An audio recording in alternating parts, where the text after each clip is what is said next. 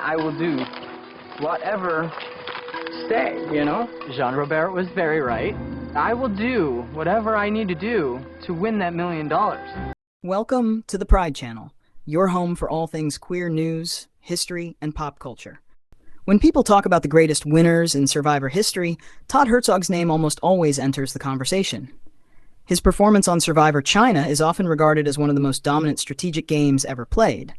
But Todd's story is about much more than gameplay. It's about representation, personal struggle, and one of the most inspiring comeback stories reality television has ever seen. Aaron's a very strong player. And I'm very, very smart in trying to push the leader role more so onto Aaron, because I don't want to take that position, but also to keep him close to me. I want him to trust me. When Todd appeared on Survivor China in 2007, he was a 22-year-old flight attendant with a quick wit, a sharp strategic mind, and an openly gay identity at a time when LGBTQ representation on reality television was still relatively limited. While Survivor had featured gay contestants before, Todd's victory was significant because he became one of the earliest openly gay winners in the show's history, following Richard Hatch. For many LGBTQ viewers, seeing an openly gay man not only compete, but completely dominate the game was a powerful moment. I wanted to put him in his place and let him realize, yeah, I'm 150 pounds lighter than you, dude, but I have a very, very strong opinion, and I'm going to knock you down if I have to. What's particularly interesting is that Todd wasn't defined by his sexuality on the show. He wasn't cast as a stereotype or reduced to a single aspect of his identity. Instead, viewers got to see a complex, intelligent, funny, and deeply strategic player who happened to be gay. At a time when LGBTQ representation in television was often limited or exaggerated, Todd simply got to be Todd. That mattered to a lot of people watching at home. Dave is a nutcase. I can give you a little plumber's butt if you want. There you go. Excuse me? He's annoying as hell, but I'm gonna do my best to be nice to him right now so they can get a good impression of our camp. From the very beginning of the season, Todd demonstrated a remarkable understanding of the game. While other players focused on camp life or individual relationships, Todd seemed to have a bird's-eye view of everything happening around him. He built alliances, gathered information, and carefully positioned himself at the center of the action without drawing too much attention to himself. Week after week, he was making moves that would only become obvious after the votes were read. From Jean Robert and James in full view, and they were talking at the top of their lungs about how Courtney used to go first.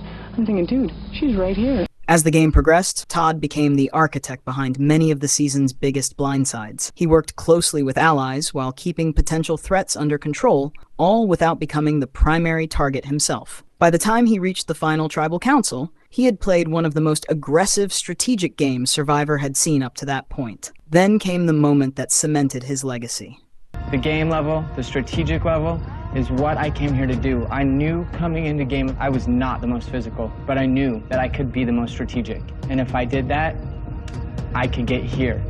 When jurors confronted Todd about his betrayals, lies, and manipulations, he didn't try to pretend he was innocent. He owned every move. He admitted that he had deceived people, explained why he did it, and argued that those decisions were necessary to win. The jury respected his honesty and confidence, ultimately awarding him the $1 million prize. To this day, many fans consider his final tribal council performance one of the strongest ever delivered.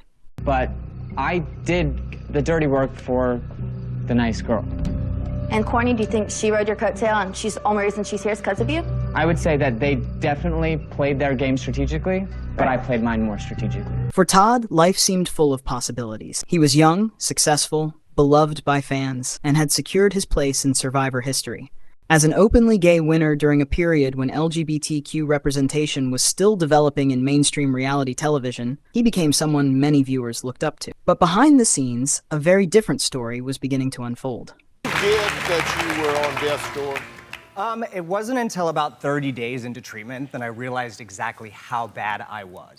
In the years following Survivor, Todd began struggling with alcohol addiction. What started as drinking gradually escalated into a serious dependency. Friends and family watched with growing concern as the confident, charismatic young man they knew began losing control. The problem became increasingly severe, and eventually his struggles became public.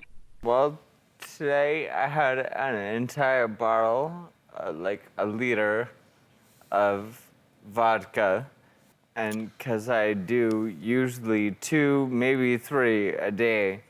In 2013, Todd Todd appeared on Dr. Phil in what would become one of the most difficult moments of his life. Viewers were shocked by his appearance. The brilliant strategist who had once controlled every aspect of Survivor now seemed overwhelmed by addiction. For many fans, it was heartbreaking to witness. The Survivor community responded with an outpouring of support. Former contestants, fans, and friends all expressed concern and encouragement. Everyone wanted to see Todd recover.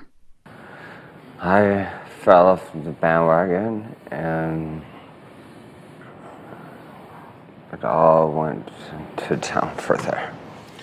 Unfortunately, recovery wasn't immediate. Like many people facing addiction, Todd experienced relapses and setbacks. There were moments when his future looked uncertain. Updates about his condition often left fans worried, and for a period it seemed as though the story of one of Survivor's greatest champions might end in tragedy. Thankfully, it didn't. Over time, Todd fought his way back. Recovery was a long and difficult process, but he continued moving forward. Slowly, the news surrounding him became more positive. He focused on rebuilding his life, maintaining sobriety, and reconnecting with the people who cared about him.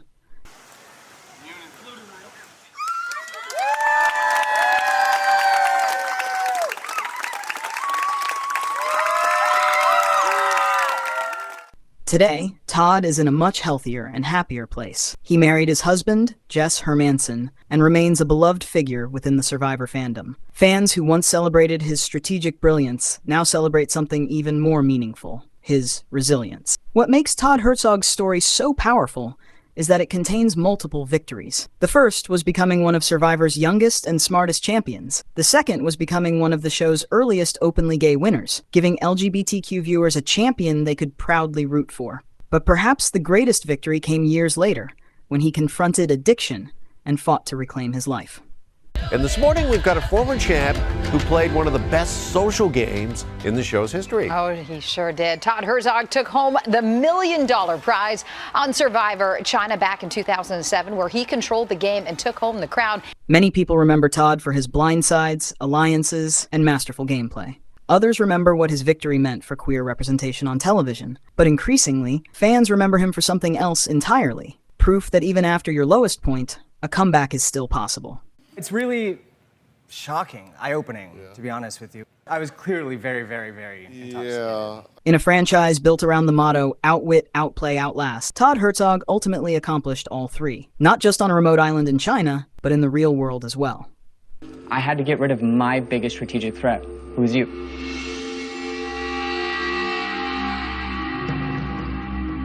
Guys, congratulations. Well done. Thanks for watching the Pride Channel, where queer voices, history, and pop culture take center stage. If you enjoyed this video, make sure to like, subscribe, and turn on notifications so you never miss a new upload.